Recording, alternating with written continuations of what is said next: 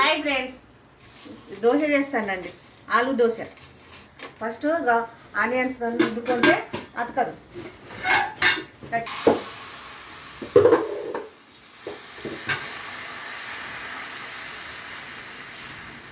ఆలు కుర్మా పెడతానండి.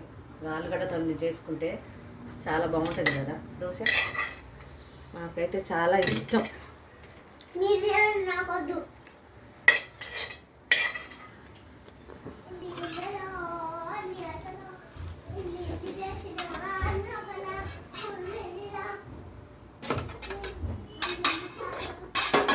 పల్లి చట్నీ,